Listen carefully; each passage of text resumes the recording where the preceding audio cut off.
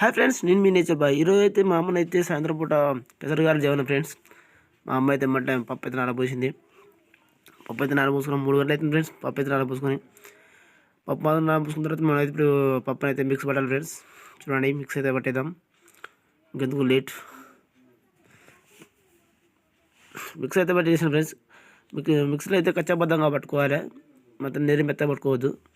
కచ్చాబద్ధంగా పట్టుకుంటేనే taste బాగుంటుంది తినడానికి. పచ్చిమిరపకాయలు పెట్టిన ఫ్రెండ్స్. అందులోకి కొత్తిమీర పుదీనా వేసిన, కరివేపాకు వేసిన. ఇంకా అలాగనే మనకు సంబంధించిన ఇంకా ఉంటాయి ఫ్రెండ్స్, జీలకర్ర, పసుపు అవి కూడా వేసేద్దాం. ఇంకెందుకు లేట్. పసుపు, కొంచెం పసుపు, కొంచెం జీలకర్ర. చూడండి ఫ్రెండ్స్, మా అమ్మ అయితే పసుపు జీలకర్ర వేస్తుంది.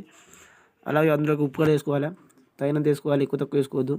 మన తక్కువ అయితే ఇబ్బంది అవుతుంది మనకి. కొంచెం సప్పున పర్లేదు కానీ ఏం లేదు ఫ్రెండ్స్. నెక్స్ట్ అయితే మనం కలుపుకోవడం, దాన్ని కలుపుకుందాం. మొత్తానికి అయితే పిండి అయితే కలుపుకున్నాం ఫ్రెండ్స్. ఇక పిండి కలుపుకున్న తర్వాత ఇంకేంది, మనం నూనె పెట్టుకోవడం, డైరెక్ట్గా గారెలు వేసుకోవడమే. పెంకాయ అయితే పెట్టేసిన ఫ్రెండ్స్. చూడండి, నీళ్ళైతే మనకి నూనె అయితే తగినంత నూనె పోసుకోవాలి, ఎక్కువ తక్కువ పోసుకోవద్దు, వేస్ట్ అవుతుంది. పిండి అయితే గారెలు అయితే మన ఇష్టం ఫ్రెండ్స్, ఏం పనులు చేసుకోవచ్చు. మొత్తానికి అయితే గారెలు అయితే నూనెలు అయితే వేసేసిన. చూడండి, మసులుతుంది. గారెలు అయితే ఉడుకుతున్నాయి ఫ్రెండ్స్. నాకైతే లొట్టలు కొట్టుకోబోతున్నాయి.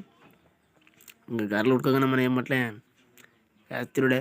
సాయంత్రం పూట సలసల వాతావరణానికి మనం వేడి తింటూ సూపర్ ఉంటాయి ఫ్రెండ్స్. మొత్తానికి అయితే మనకైతే గారెలు అయితే అయిపోయినాయి ఫ్రెండ్స్.